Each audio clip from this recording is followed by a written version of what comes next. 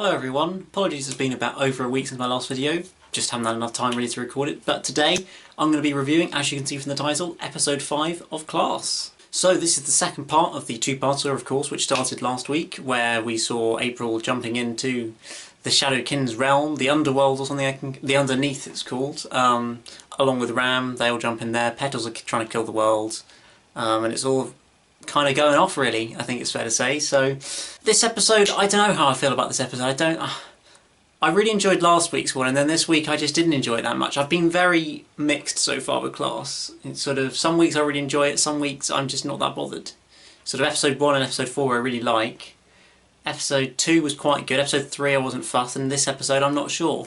It's sort of been a bit all over the place really, so I'll try and pick out some of the good points to start off with. Well, the first thing to talk about is of course the Shadowkin's realm, world, whatever you want to call it, the underneath, which looks very visually stunning. I'm really impressed with the CGI work they've done on that. I mean, all the different sort of obviously it's all very dark and black and miserable and sort of cave-like. They probably filmed it. I think they filmed it in some caves in Wales, I believe. I think Patrick Ness said on Twitter. So, but they can transform them quite well, so they do look very sort of otherworldly and sort of sinister, I think, which was really impressive, combined with all the CGI of the Shadowkin and all the different Shadowkin and stuff, the ones aligned along the top of the sort of cliff or something.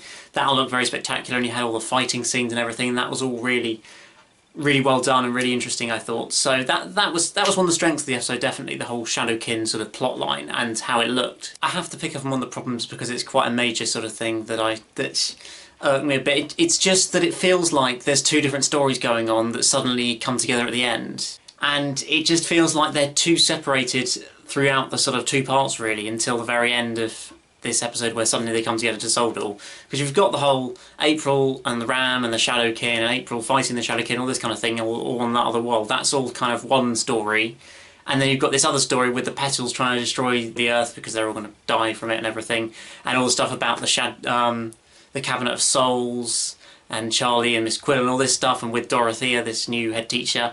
It feels almost like it's a completely different story that just ends up connecting at the end. And clearly that was done intentionally, that was the idea, but I'm just not sure how well that worked for me really. It just felt like you should have done one in one story and one in the other story almost, rather than trying to kind of run two completely separate plot lines alongside each other and then link them in at the end. It just didn't quite work for me personally, and I think that's kind of one of the biggest things that sort of made me feel a bit more negative about this episode. However, one of the things I do really love about this episode, and well, both of the two parts of this story, are having the families back. I mean, we've had this out throughout the series really, but it's nice to actually have characters with a family in the background and everything, because as much as I love Stephen Moffat Doctor Who, none of the main characters have ever had proper families. I mean, Clara literally had no family that we ever saw, other than when she was, like, she had no living family as it were, other than her nan in one episode or something, I think, and Amy had her mum and dad in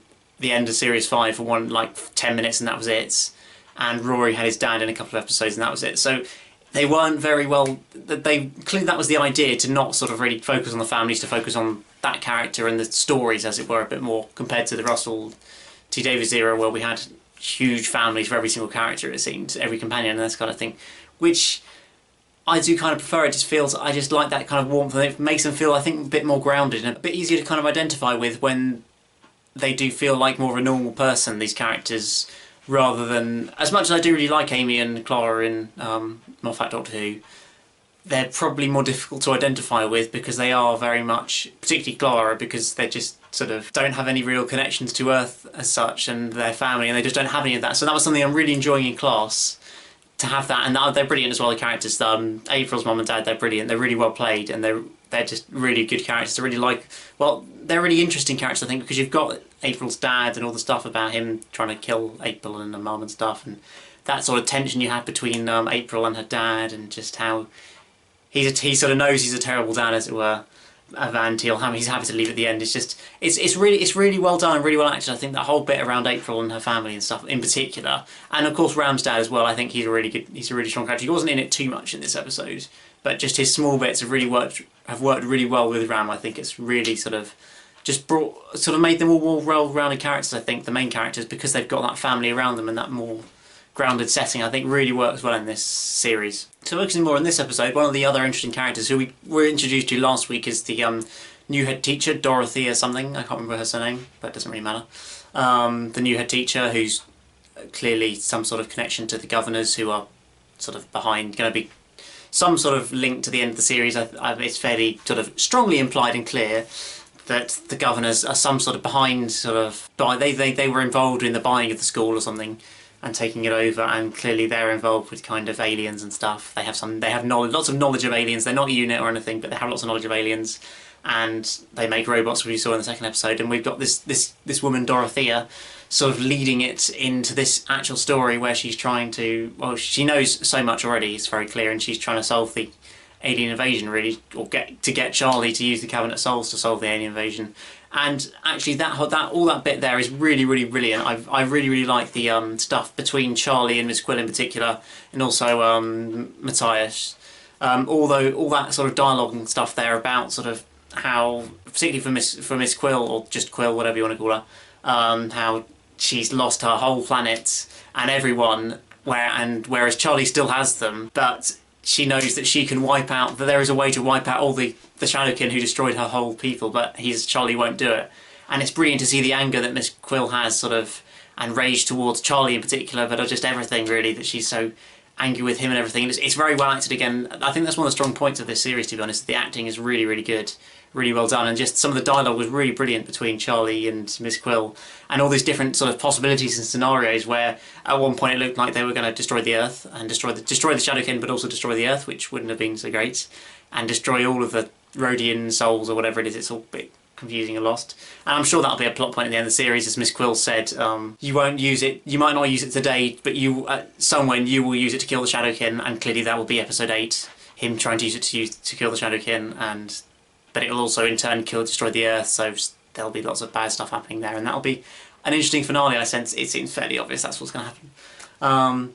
So that whole sequence there was really, really well done, and also just nice to have Matthias in the background as well. He's a nice character. He's a good character. I think I really like him as well. Now, some of the other things that were slightly more a bit trivial, but slightly sort of plot convenient, I guess you might say, was some of these moments on the underneath the Shadowkin's worlds, where April was about to start attacking the Shadowkin leader, and then her and Ram had this whole thing about don't say I love you, blah, blah, blah.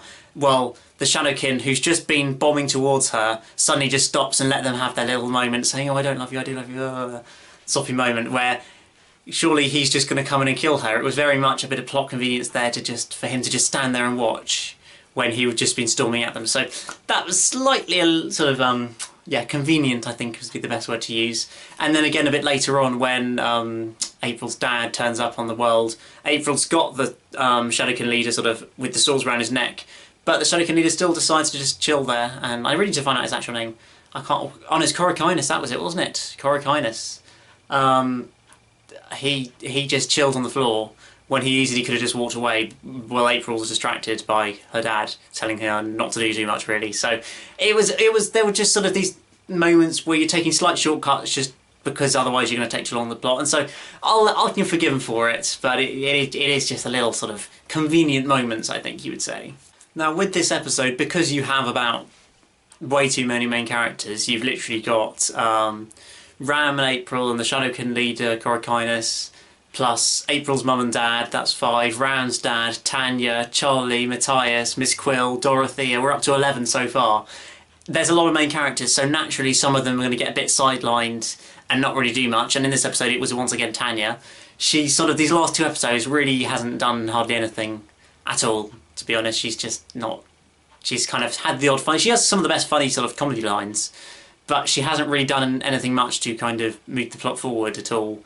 The only thing she really did in this episode was sort of convince April's mum that she needed to think about her to be able to get April back, and that was literally the only useful thing she really did. So it's understandable when you've got so many main characters, but that was sort of this week's left out character, as it were, and so hopefully she'll be a bit more involved next week. I'm slightly watching the trailer for that. I'm not quite sure how... It looks like they're all fairly involved in the plot because they're all kind of stuck in the same room. I think it'll be a bit...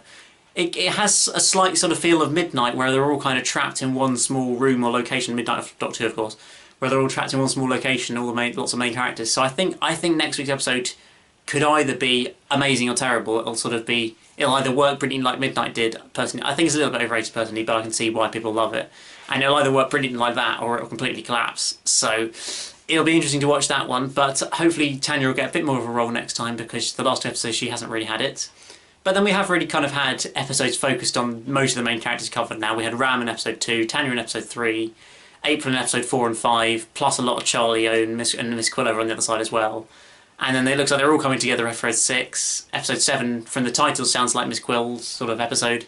And episode 8, of course, they'll all come together. So it'll be interesting to see how that all pans out. But it's not unexpected when you have so many main characters that some are going to get sidelined. So I wouldn't really put it as sort of a disadvantage of the episode or a negative of the episode, just something of an observation, I guess. So as usual, I'm not going into too much depth analysing every scene and everything. It's just not worth it with these sort of reviews. But I guess one of the final things to talk about is the sort of April and her mum plotline, and her mum getting her legs sort of healed, as it were, by from the end of the last episode. I was musing on what that might actually be when she was still in the wheelchair, but it was, as I thought, probably her legs have been healed. Just she decided I can't actually walk, so she doesn't think, she's not convinced she can actually walk, so she's decided to stay in the wheelchair. And to be fair, it would take ages to kind of get your strength back up if your legs have been like paralysed and you can't use them for years, and then suddenly they work again, and you kind of need to learn how to do that, I would imagine.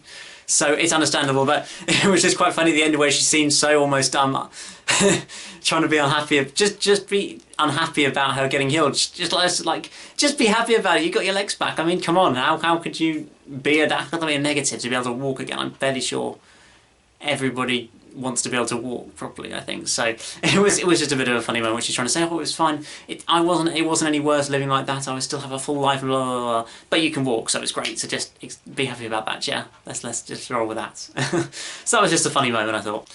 And well, I don't think there's loads more to say about this episode, to be honest. I wasn't too sort of thought it was that amazing, really. I mean, there was also some other sort of slightly confusing moments. How April suddenly had fighting powers, and I know she's gained all these superpowers from the Shadowkin, but she's suddenly stronger and more capable of fighting the Shadowkin than Korakinus, the guy, than he is, and he gets defeated by her, which was a slight stretch of sort of the imagination, I felt, because April's just a normal girl. Yeah, she's got some extra powers from being connected to a Shadowkin. It still just felt a little bit hard to believe that she'd be able to so easily kind of defeat the Shadowkin leader. But there you go, I'll let him off. It sums up the episode where it's just sort of not that great, really. So something 7.5, I don't know, is not that great out of 10. There's a good rating for it, not that great out of 10. I think would be the best way to describe it. Though it's interesting because lots of other people said it's quite good, so I don't know whether I just have poor taste or different taste or what, I don't really know. But I definitely felt this was a weaker part than the first parts.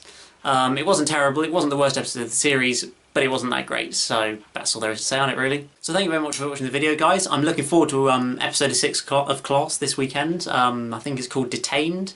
I believe, as I mentioned earlier, it seems like the whole main cast are stuck in a room for the whole episode, most of the episode or something. I don't really know much more than that. So we'll have to wait and see really what goes on. I'm looking forward to it. I think it will be a really good one, but let's see what happens. So thank you much for watching this video. Remember to like, subscribe, let me know what you thought about episode 5 of Class, Bravish Heart. Get the title in at least once.